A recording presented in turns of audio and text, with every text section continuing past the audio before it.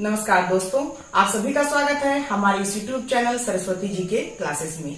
आज की इस क्लास में हम जनजातीय शासन व्यवस्था के क्रम में सबसे पहले जानेंगे कोरबा, लोहरा, महली, माल पहाड़िया, सौरिया पहाड़िया तथा पहरिया जनजाति की शासन व्यवस्थाओं के बारे में। तो आइए शुरू करते हैं आज की क्लास। आज की क्लास में हम जानेंगे सबसे पहले कोरबा जनजाति की शासन व्यवस्था के बारे में। कोरबा जनजाति, प्रत्येक गांव में अपनी परंपरागत जाति पंचायत होती है। कोरबा जो जनजाति है उसकी प्रत्येक गांव में अपनी परंपरागत जाति पंचायत होती है। जाति पंचायत वैवाहिक स्थिति, सामाजिक आचरण एवं नियमों के पालन पर ध्यान रखती है। जो जाति पंचायत इनकी होती है वे वैवाहिक स्थिति, सामाजिक आचरण और जो नियम कानून है या नियमों के जो पालन पर है उस पर ध्यान रखती है।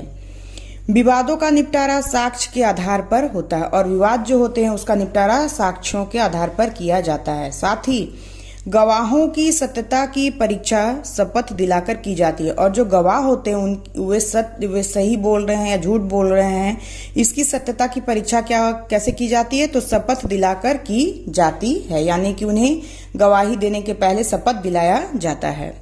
फिर एक कोरवा समाज में जाति पंचायत के अतिरिक्त ग्राम पंचायत भी होती है। अब जो कोरवा समाज है उसमें जाति पंचायत के अतिरिक्त ग्राम पंचायत भी होती है। इसके प्रधान को मुखिया कहा जाता है। इसका जो प्रधान है ग्राम पंचायत, इसके प्रधान को मुखिया कहा जाता है। इसी की अध्यक्षता में ग्राम पंचायत की बैठक होती है और ये जो मुखिया है, जो इसका प्रधान है, उसी की अध्यक्षता में ग्राम पंचायत की बैठक को आहूत किया जाता है। और गांव के वरिष्ठ लोग इसके पंच होते हैं। तो जैसा कि लगभग हम लोगों ने जाति शासन व्यवस्था में देखा है कि जो गांव के वरिष्ठ लोग होंगे वो इसके पंच होते हैं या सदस्य होते हैं। अब है गांव के पंचायत के सदस्य अंतर ग्रामीण विवादों को सुलझाते हैं। अब ये जो गांव के पंचायत के जो सदस्य होंगे वे लोग मिलके ही अंतर ग्रामीण विवादों का निपटारा करते हैं, जिसका प्रधान बड़ा मुखिया कहलाता है। अब ये जो अंतर ग्रामीण विवाद है उसको सुलझाने में जो प्रधान होगा, जो सबसे मुख्य पद जिसका है वो है बड़ा मुखिया का, यानी इन सदस्यों में से जो सबसे प्रधान होगा उसे बड़ा मुखिया कहा जाता है। वह समुदाय के विशिष्ट एवं प्रतिष्ठित व्यक्ति के रूप में जाना जाता है। ये जो बड़ा मुखिया है वो समुदाय के विशिष्ट और प्रतिष्ठित व्यक्ति के रूप में जाना जाता है। सभी महत्वपूर्ण पर्व, त्योहार और समारोहों में इसकी उपस्थिति अनिवार्य मानी जाती है। और ये जो बड़ा मुखिया है वो प्रतिष्ठित और विशिष्ट व्यक्ति तो माना ही जाता है, साथ ही अगर जो महत्वपूर्ण पर्व, त्योहार और समारोह होते हैं उनमें उनकी उपस्थिति जो है वो अनिवार्य होती है। जाति से बाहर विवाह करने पर जुर्माना लगाया जाता है या फिर जाति बहिष्कार की सजा भी दी जाती है। बहिष्कृत व्यक्ति के भोज भात देने पर पुनः समाज में शामिल कर लिया जाता है और फिर जो जाति बहिष्कार किया जाता है, फिर अगर वो भोज भात देने को तैयार हो जाता है तो उसे फिर समाज में पुनः शामिल कर लिया जाता है। और ये जो भोज भात देने की प्रथा है उसे भात भितार भी कहा जाता है। भात भितार। अब हम आगे देखते हैं।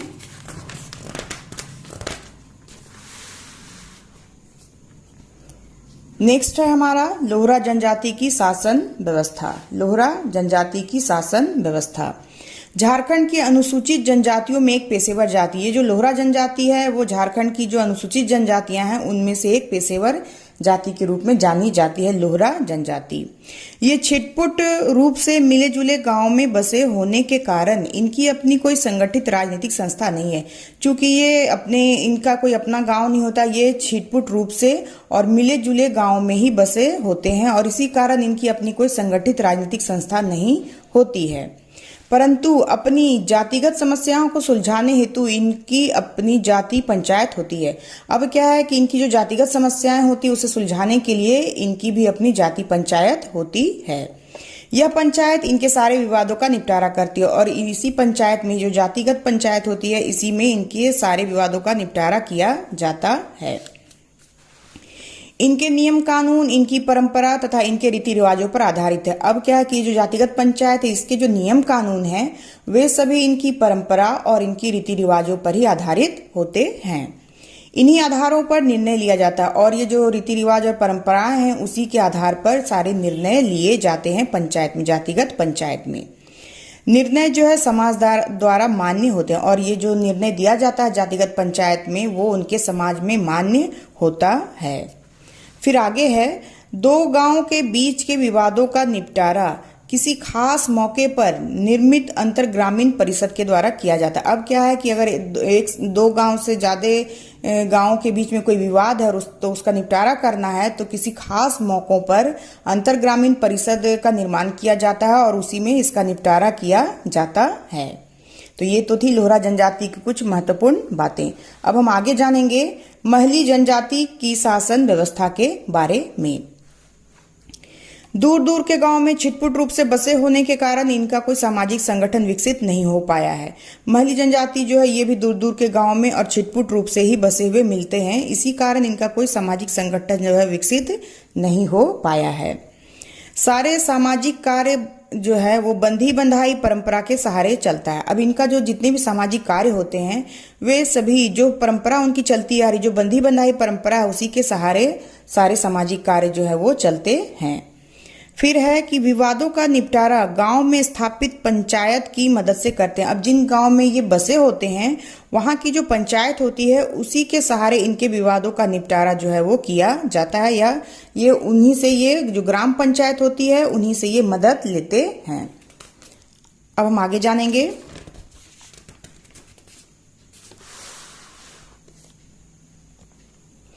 यही ग्राम पंचायत पूरे गांव को नियंत्रित करती है और जो ग्राम पंचायत होती है जहां ये निवास करते हैं वही ग्राम पंचायत जो है पूरे गांव को नियंत्रित भी करती है। दंड के रूप में आर्थिक और शारीरिक दोनों प्रकार के दंड दिए जाते हैं। अब दंड के रूप में देखा जाए तो इनमें आर्थिक और शारीरिक दोनों प्रकार का दंड जो है दिए जाने का प्रावधान है।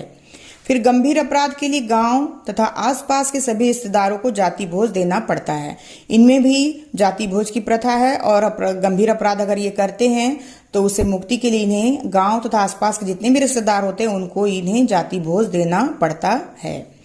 संथाली क्षेत्र में प्रधान या परगनेत और मुंडा क्षेत्र में मुंडा मुखिया ही महली का भी प्रमुख मुखिया होता है।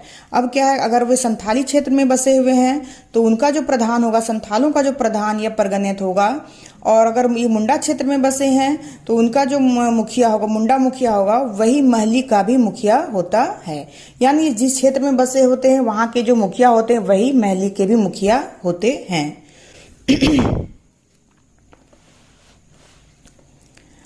अब है माल पहाड़िया जनजाति की शासन व्यवस्था।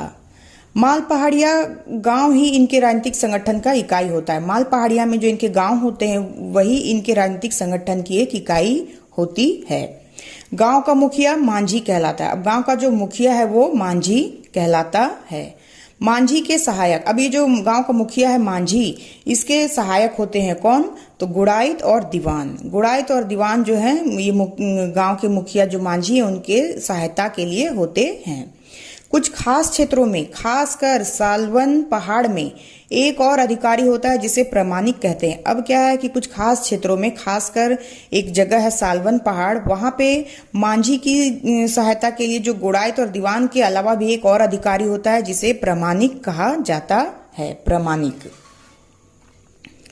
यह मांझी के नीचे का पद होता है। ये जो प्रमाणिक का पद है वो मांझी के नीचे का पद होता है। गांव के सभी पद वंशानुगत होते हैं और इसमें जितने भी पद हैं आपको माल पहाड़िया जनजाति की शासन व्यवस्था में, वे सभी पद जो है वो वंशानुगत ही होते हैं। गांव के वरिष्ठ व्यक्ति परंपरागत पंचायत के सदस्य होते हैं। अब क्या है, गांव के जितने भी वरिष्ठ व्यक्ति होंगे अन्य जनजातीय शासन व्यवस्थाओं की तरह इसमें भी वरिष्ठ व्यक्ति जो है वो पंचायत के सदस्य होते हैं। पंचायत का फैसला सभी को मान्य होता है। अब जो पंचायत का फैसला होगा वो सभी को मान्य होगा ही। फैसले की अवहेलना करने वाले को जाति बहिष्कार की सजा भी दी जाती है। अब क्या है कि अगर कोई फैसले की अवहेलना करता है तो उसे जाति बहिष्कार की सजा भी दी जा सकती है या दी जाती है। अब हम आगे जानेंगे।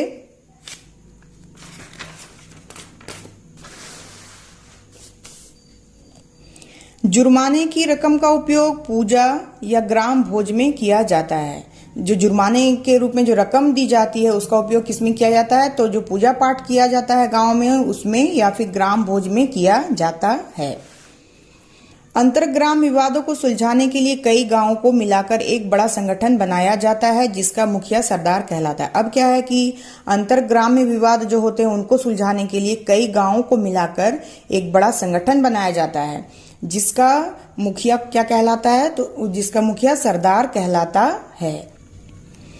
वर्तमान में सरकारी पंचायतें काम करने लगी हैं, फिर भी माल पहाड़िया पुरानी पंचायतों का ही सहारा लेते हैं। क्या है कि वर्तमान में सरकारी पंचायतें जो है वो वर्क करने लगी हैं, फिर भी क्या है कि माल पहाड़िया जो है अपनी पुरानी पंचायतों का ही सहारा लेते हैं। अब हम आगे देखेंगे सौरिया पहाड़िया जनजाति की शासन व्यवस्था। अब हम जानेंगे सौरिया पहाड़िया जनजाति की शासन व्यवस्था के बारे में।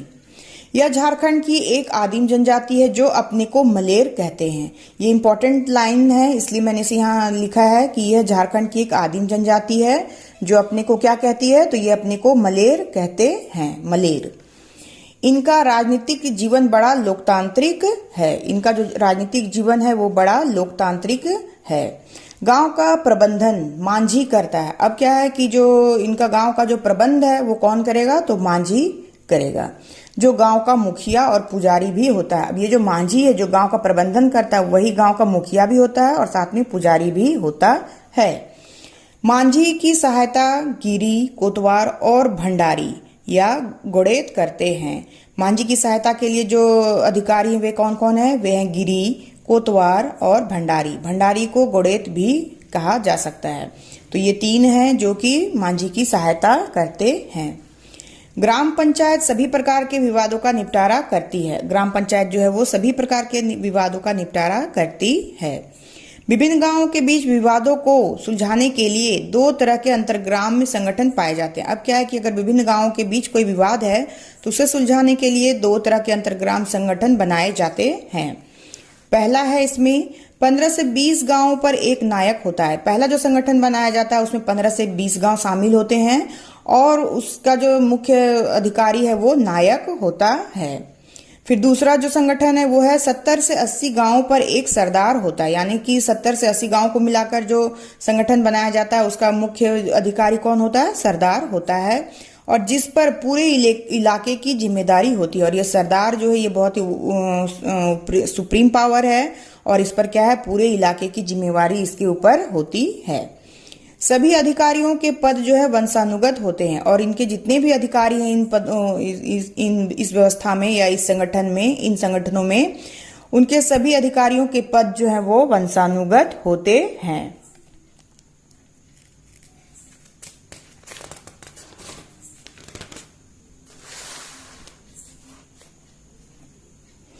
आगे है अंग्रेजों के शासनकाल में सरदार, नायक एवं मांझी को मान्यता मिली हुई थी और उन्हें मासिक वृत्ति भी दी जाती थी। अब ये जो पद थे सरदार, नायक या मांझी, इनको अंग्रेजों के शासनकाल से ही मान्यता मिली हुई थी और उस समय उन्हें मासिक वृत्ति भी दी जाती थी।